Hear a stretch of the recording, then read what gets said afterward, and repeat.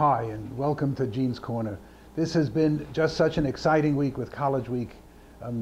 We never had such a thing like College Week. We had something similar. We sort of had School Week, but in those days we didn't have such big colleges.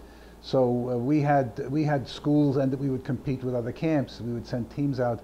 One of our schools was MIT, the Middletown Institute of Taxidermy, and one of them was USC. That was big, the Altissima School of Cosmetology.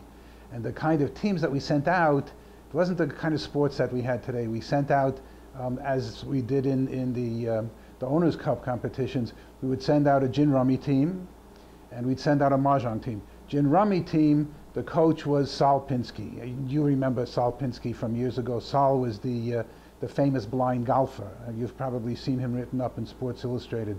And Saul became our athletic director, and he would take us out to these competitions. He would coach the gin rummy team, and Seymour Schneiderman's sister Frida, she would coach the mahjong team, and she was dynamite with mahjong.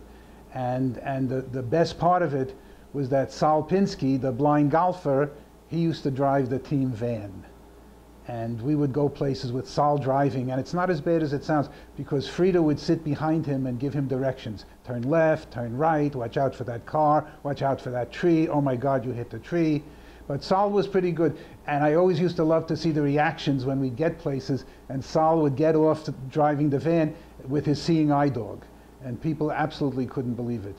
But those were the kind of competitions that we had, not like the excitement that we have here today. And I keep in touch with these people. Frida Schneiderman, some of you know I had a crush on Frida Schneiderman, Seymour's sister, but she wanted to marry a doctor. And when I was a kid, I wanted to be a plumber or a philosopher, and so she wasn't interested. And at the last reunion that we had, Frida came with her husband, her second husband. She was married to Murray Glassman, the big armpit doctor. She always married doctors.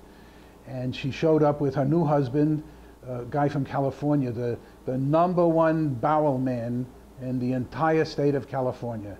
And he was a very nice guy. And it is so nice that we could all get together and reminisce about the old days when we would go out to these competitions. And even Saul came with his seeing eye dog, and it was good to see him too. So that's just a little camp history and a little bit about how College Weeks evolved from the competitions we used to have in the old days.